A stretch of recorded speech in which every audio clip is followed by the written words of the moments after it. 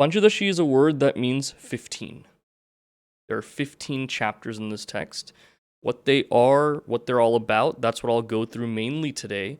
And you see on the screen, this is the text for the class, where this is a commentary by Pujya Guruji Swami Tejomayananji.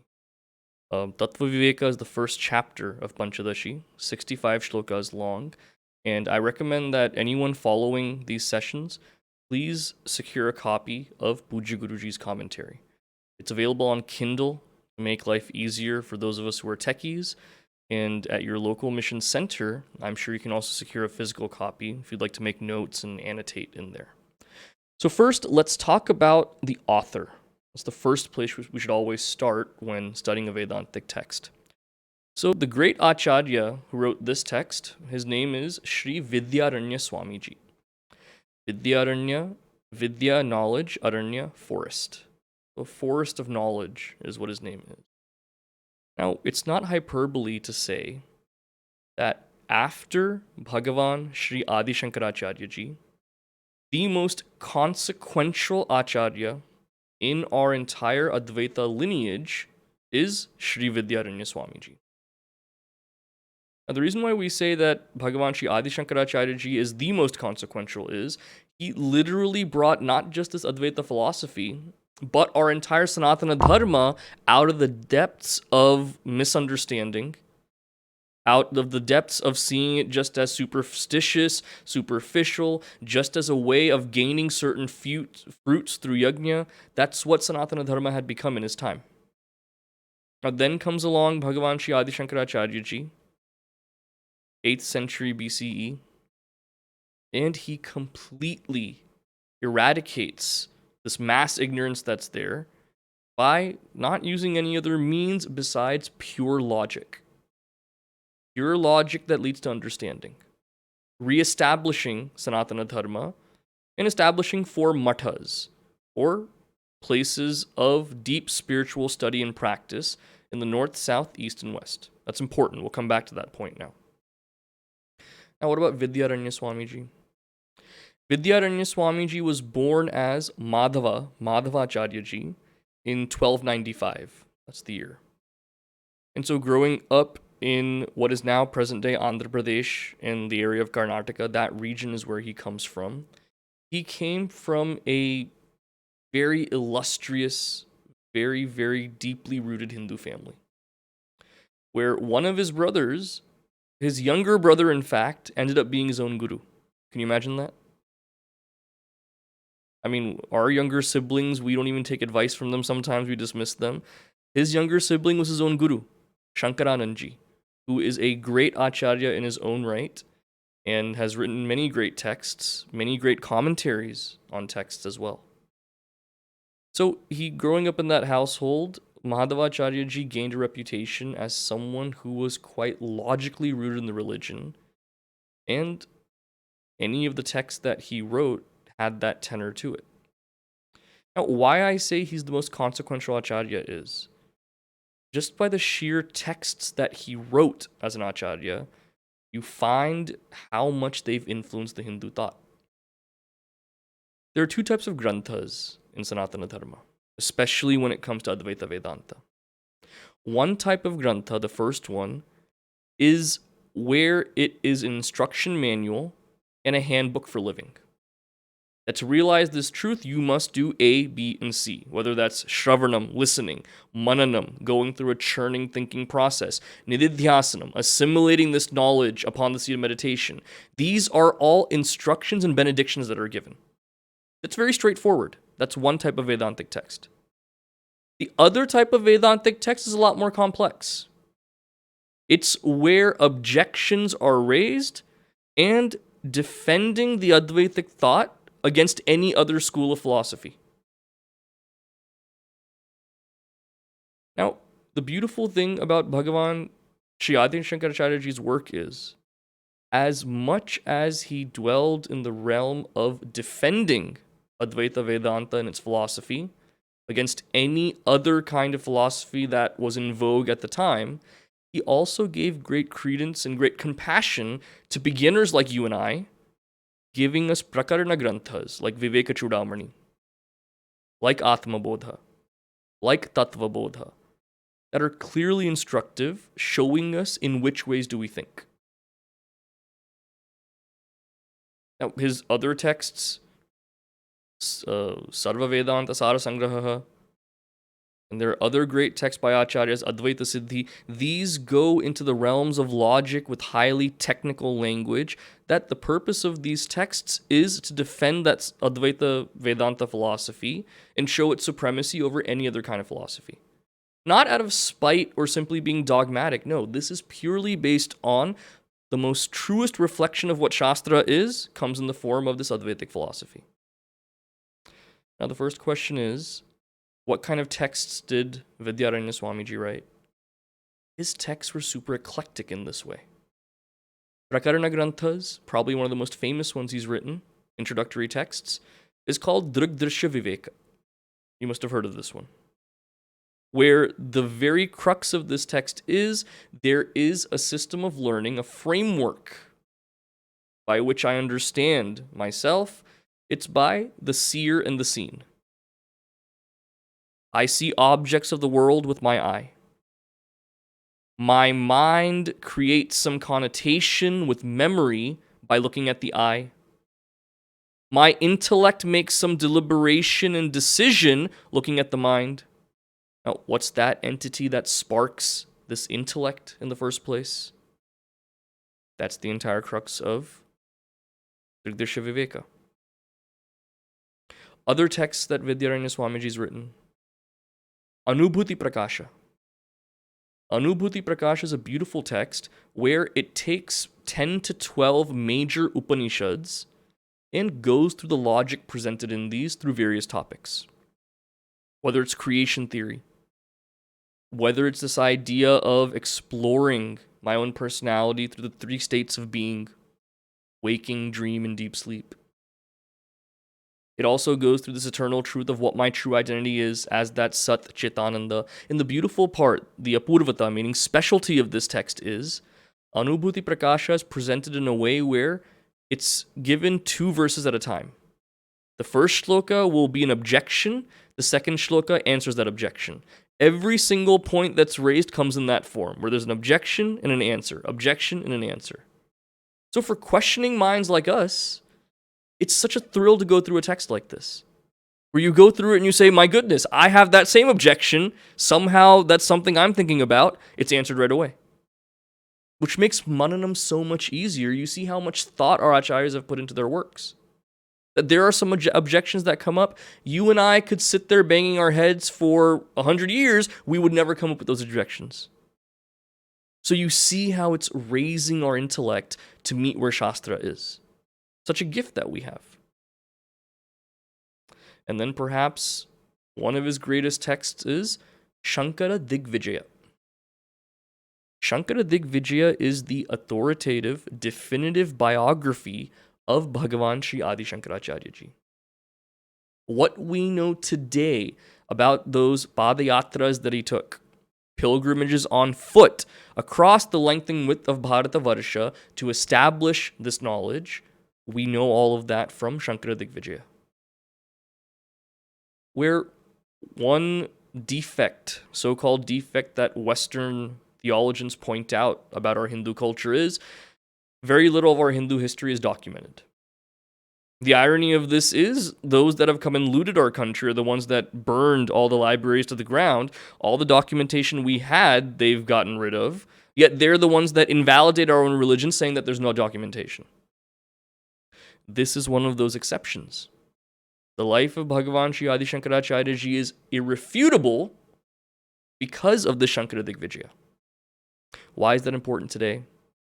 To invalidate our religion, many so-called historians today, in Bharata and abroad, say that Shankaracharya Ji's compendium of work is so large, his commentaries, his stotras, his texts, it's such a large compendium, there's no way one individual could have written all of these, so it must have been a composition of various acharyas that assumed the name Shankaracharya, and that's how all this was written.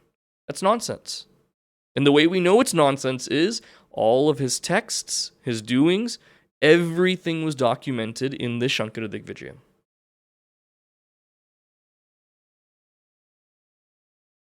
Now, perhaps his magnum opus, of all his works, the one that is most well known is Vidyaranya Swamiji's Pancadashi. Pancadashi means 15. There are 15 chapters in this text, each of varying lengths, for a total of around 1500 shlokas. And this is not the second type of Advaitic text where it is contending with various philosophies. That's not the point here. The point is to easily digest this Advaitic philosophy. That's what we find here. And once we get to the second shloka, either today or next week, we'll find just how easy the intention is to understand all of this. Now, not to say that Vidyaranya Swamiji did not write texts that fight off other philosophies. One of his most famous texts is Sarva Darshana Sara Sangraha. Sarva Darshana, meaning different schools of thought or all schools of thought, Sara Sangraha, which is a deep exposition to all of them. Where here, he takes on various philosophies of the day, 16 major philosophies. Whether it's the Nyaya, Sankhya, Vaisheshika, Bauddha, the Buddhist philosophy in all its forms. In the way he structures it, he'll give one philosophy, starting very first with Charvaka, the materialistic philosophy, where there's no rebirth, there is no Bhagavan, there is no consequence of action. That's, in a nutshell, what it is. He gives each philosophy as if he's a member of that philosophy, as a proponent. And in the next chapter, he takes up a different philosophy that clearly refutes the previous philosophy. It's like dominoes falling one after the other. That's how the text is structured. Now, one very interesting aspect of how he goes about this work, where if you look at Bauddha Darshana, the Buddhist philosophy, it seems very similar to Advaita philosophy. Or even in the Bauddha philosophy, it's said that this entire world is nothing but an illusion. It's not real. It's mithya, unreal. Advaita Vedanta says the same thing. It says that my true identity cannot be this body, mind, and intellect. Simply equipment. It's ephemeral, not eternal. Therefore, it can't be me. Advaita Vedanta says the same thing. Where they differ, however, is we say, as Advaita Vedantins, that once you go back to the source from whence I came, my true identity is nothing but that Atman, Sat Chit Ananda. Bauddha Darshana says there's a void. There is nothingness once I keep going back more and more subtle. Now, these two philosophies can be confused for each other sometimes. Great philosophers of the time even told Shankaracharya-ji that you are a Bauddhavadi. You're a Buddhist masquerading as an Advaita Vedantin. Sometimes that's how nuanced it can get.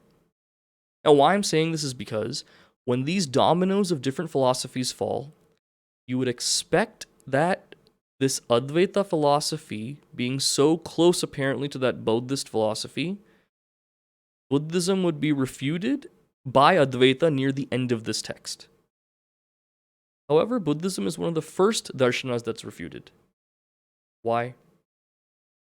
It's not about what the logic of that darshana or school of thought is.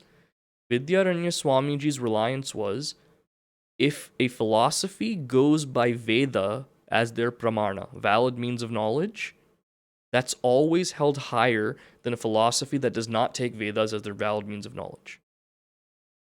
No matter how closely they may align with Advaita, if they don't go by the Vedas as their truth, which Buddhism does not, he says let that domino fall early on. So you see, as much as he was invested in logic and understanding the world that way, at the end of the day and the beginning of the day, what was highest to him was which kind of philosophy takes the Veda as the truth. That's the glory of the acaryas here. And why I've spent so much time in this first session going through, talking about this great acharya is, so often when we look at our Hindu history, so much of it has been lost. Besides some major acharyas, we can't even name so many of our great teachers. Their compassion is for seekers like you and I, centuries down the line. They gave us these texts that are easy of understanding. And our acaryas now, Puja Gurudev, Puja Guruji, they're able to elucidate on this for our own benefit. So many people say, I wish I was born back in the day when Hinduism was practiced correctly. Here we are in Kali Yuga. My view is different. My view is, thank God I'm born right now where I have access to all this knowledge. That's the greatest blessing.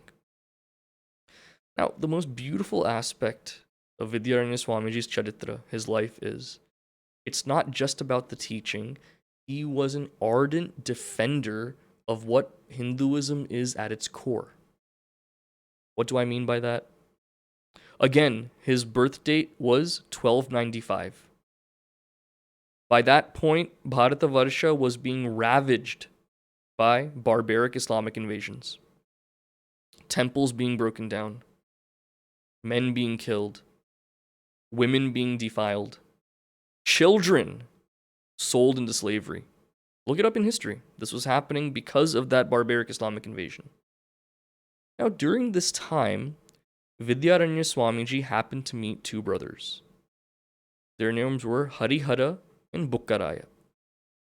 This is in 1330s, at some point, in the 1330s.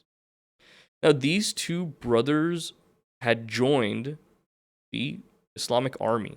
That was one way of survival at that time, was to join that army. And they had been converted to Islam as well. So he meets them and he says, what is this? We need to be ardent Hindus protecting our homeland. There's no reason why you should just become a part of that Muslim army.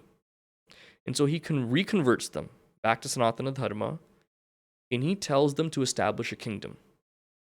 That kingdom which they establish becomes the Vijayanagara Empire, established around 1336 and lasts for a glorious 300-year period. He doesn't stop there. After serving as their confidant and guide, Madhavacharya, who would later become Vidyaranya Swamiji, serves as that kingdom's first prime minister. So who says an acharya of great erudition just must live a renunciate lifestyle where they're not part of the world? Who says? He lived every part of that kingdom, establishing and reestablishing Sanatana Dharma not only from a philosophical standpoint, but a practical standpoint and a standpoint that benefited the people of that time. That in the ravages and the throes of these barbaric invasions, they still could establish a kingdom they could call their own, where they were free to practice this pristine Hindu religion. And sustaining that for 300 years, no less, until the Mughal invasions and everything else came about. So, after all of this, serving in this role, near the end of his life, he took sannyasa diksha and assumed the name Vidyaranya Swamiji and served as the chief acharya, Peethadipati of the Sringeri Matha, one of those 4 mathas or educational institutions established by Bhagavan Shri Adi Shankaracharya ji, where the Peethadipatis are the ones that set the tone for how this knowledge is disseminated. That's why Advaita has stayed strong for so long, because of these 4 cardinal direction-based mathas. He served as the Jagat Guru, main acharya of that Sringeri Matha for 6 years near the end of his life. A post that his younger brother, his guru, had taken previously. So you look at it from any angle. That angle of a great teacher reviving the religion. That angle of a teacher who believed in the history of the religion to document the life of Bhagavan Shri Adi Shankaracharya ji. That teacher who believed that if this religion is to be fortified, the people must be protected, therefore helping establish a kingdom. And that teacher who had the wisdom to walk away from everything and renounce near the end of his life and become a renunciate who was a main acharya of a matha. So whichever way you look at it, if we are to claim that we are Hindus, Vedantins, Advaitins in today's day and age, we owe a great debt to Shri Vidyaranya Swamiji. So I'm spending this time in the first session to understand the gravity of who this acharya is, how blessed we are to study his work. So what is the very invocation and purpose of this text? So as a good start, let's go through this first shloka of the text. I'll simply chant the shloka here. Namah Shri Shankarananda Guru Padam Bhujanmane Savila Mahamoha Graha Grasaika Karmane. Prostrations to Shri Shankaranandji. Again, his younger brother / guru is who he's giving that prostration to first. The first shloka of any text is called a Mangala Charanam. This is invoking the blessings of the divine so that may we be blessed in our study of this text. And the acharya dedicates this text to Bhagavan and to their guru. Ours is a parampara where any good we're able to do, any elucidation we're able to do on Vedantic topics, the credit always goes to our gurus. That's the very first thing. You look at the forewords or prefaces of any of Pujya Guruji's books or Swami Swarupanandaji's books, their first sentiment is all glory to Gurudev. They end that introduction with all glory to Gurudev as well. Guru is pradhana in our sampradaya. Now, what is the purpose of this text? Mahamoha graha. Mahamoha, this great delusion, graha, it's like a crocodile of delusion. So the job of my guru, and Vedanta in general, is to destroy this crocodile of delusion. Now, why is delusion given this archetype of an animal, a crocodile no less? Delusion is ferocious. We seem to find delusion as lovely. Because delusion at the end of the day is anything that pampers this body, mind, and intellect, and I take that to be my identity. So we love delusion at the end of the day. Delulu all the way. But it's nothing but a dangerous animal waiting to swallow me at every single turn. Now, do I simply stave it off? Or do I swallow it? What is the purpose of this life? Is to swallow that delusion. So that's the objective of this text. And he says, along with all its effects.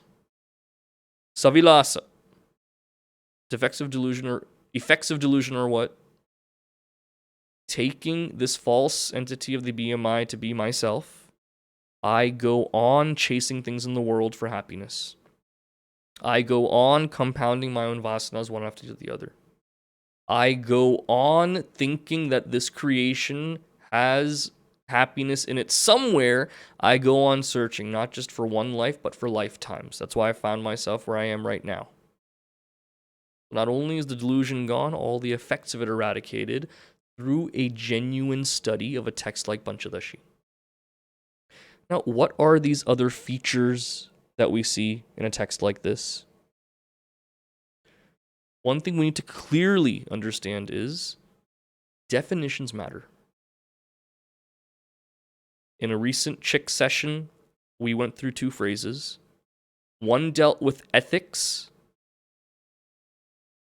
ethically perfect. One phrase dealt with morals, morally strong. Now, in today's day and age, we use these words interchangeably. Ethics and morals. If you have to define what is the difference between them, morals refers to that personal compass that we all have, teetering on the edge of what is right, what is wrong, what is acceptable, unacceptable, what can we compromise on, what is uncompromising. This is all in the realm of morals. It's a personal standpoint. On the other hand, when it comes to ethics, this follows some kind of established code that we live by. Whether it's a code found in a doctrine, whether it's a bro code that we all agree on, it's a certain code that we live by. Ethics. So definitions matter right there.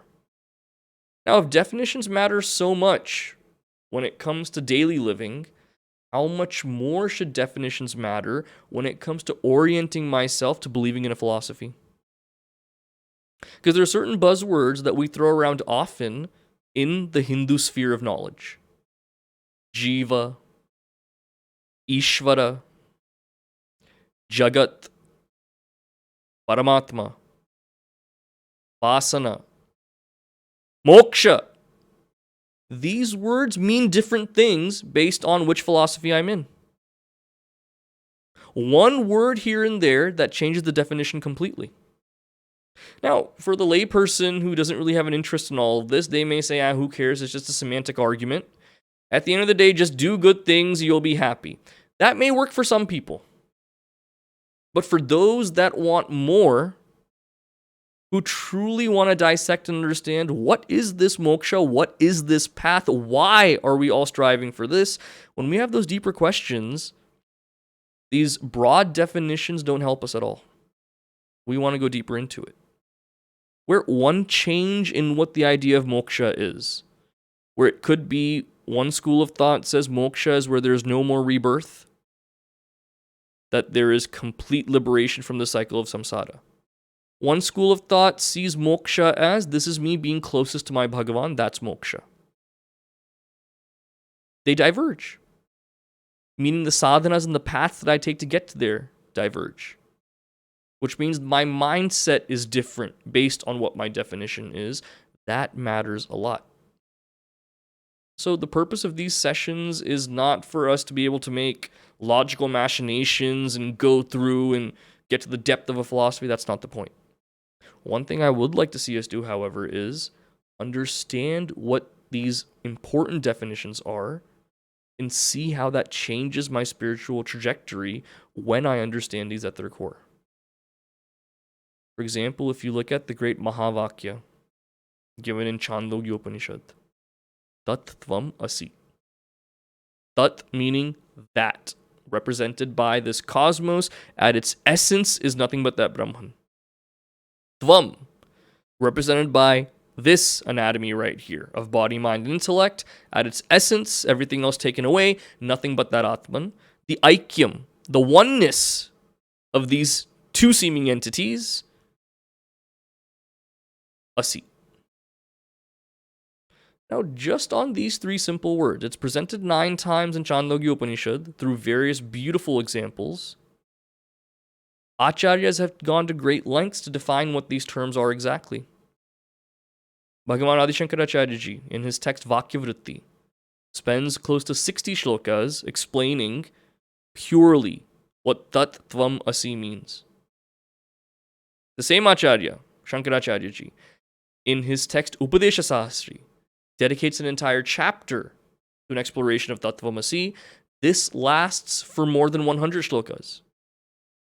So these are not just words or mere babblings. They have great import to them.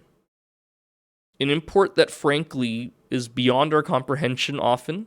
We can get a taste of what it means by logically understanding. That starts with giving that attention to detail of what we are using as definitions. Because our entire Vedantic philosophy is not predicated on perceptive knowledge. It's not based on pratyaksha pramana. Based on shabda pramana. Verbal testimony. That testimony found in the Veda, where definitions matter a lot because words are all we have to express that which cannot be expressed.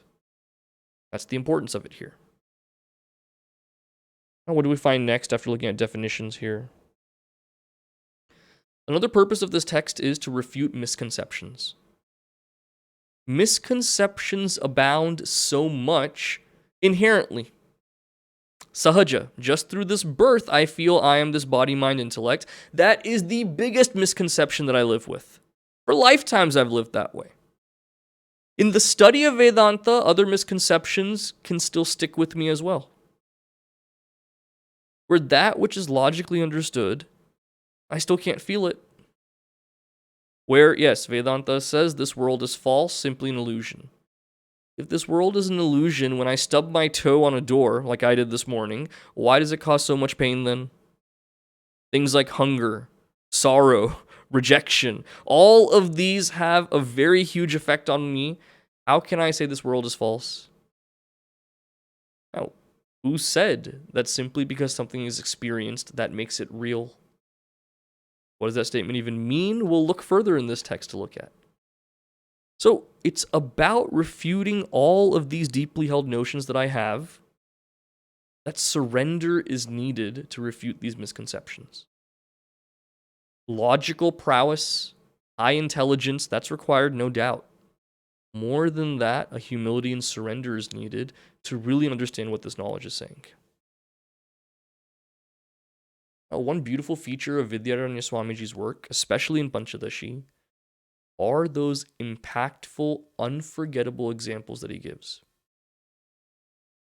For example, he gives one concept of a person who appreciates what their true identity is. How does that jnani feel upon attaining that liberation, earning that liberation, and carefully weeding out what these false misconceptions are? The example he gives is it's like a king. A king who has been imprisoned for many years and lost his entire kingdom, had the kingdom, lost it, imprisoned for many years. When he comes out of that prison and is given even a tiny hut or tiny village to live in, he does not take it for granted. He takes it with so much gratitude for what he has. Now imagine one prince that's been raised in a palace, never faced any hardship. For that individual ruling even 3 kingdoms, he never feels like he's grateful at all. Didn't come with hard work. It's like the person that spends years saving up to buy their dream car versus someone who used daddy's money to get it. Like that, what is our great Acharya saying here? For that person who has struggled and gone through the entire process of weeding out the misconceptions, once they've attained liberation, the gratitude they have for this Vedantic process is paramount. For that person living in delusion, living in ignorance, this could matter less to them. That they think, instead of enjoying the world, all these fools are getting up at 6:30 for satsang. What nonsense is this, is what they would say. Those examples he gives are super hard-hitting. It's memorable, unforgettable, and there's so many like that come up in this text. One thing that is fostered by these kinds of texts is it forces us to think on a regular basis. Thinking does not come natural to us anymore. With the advent of technology taking over our lives, the entire point of artificial intelligence, once we rely on it, is that any kind of creativity, thinking, creation, plunging deeper into inquiry, all of that has been stymied by the world we live in today. Any technology or artificial intelligence, the point is for it to do that thinking for us so that we can focus on other things.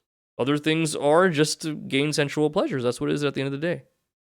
When is the last time we've actually had to sit and think about something, a problem or a quandary, to come to a solution independently? Do we have to do that at work?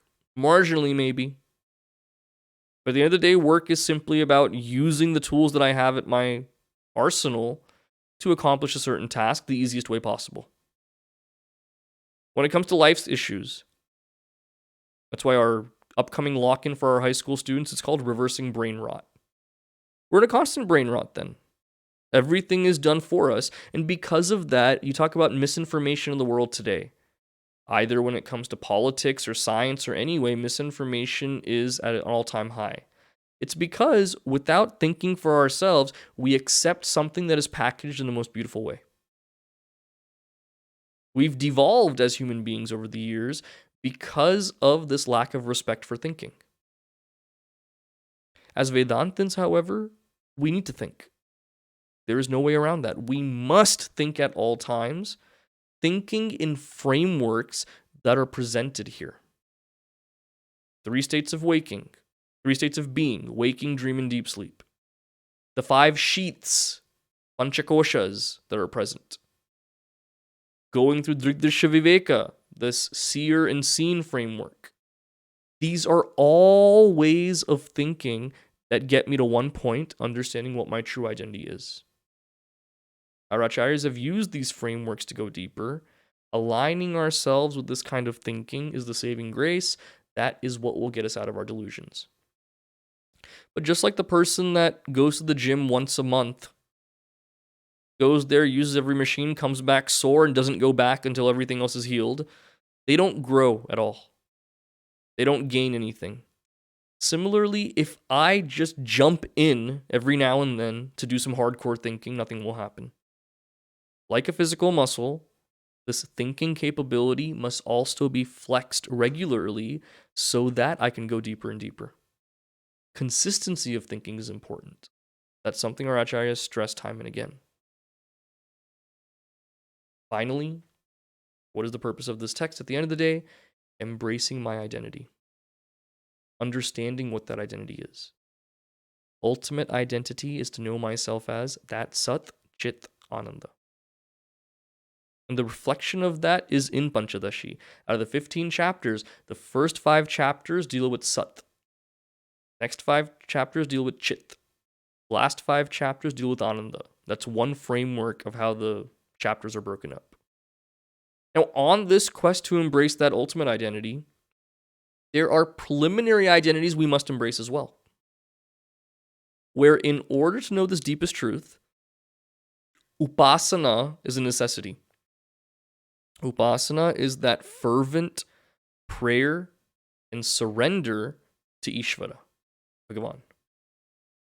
And that fervent prayer and surrender only comes from living a Hindu lifestyle, understanding the essence of this religion in all its shades, from a religious standpoint, cultural standpoint, even historical standpoint. We see that very clearly from Vidyaranya Swamiji.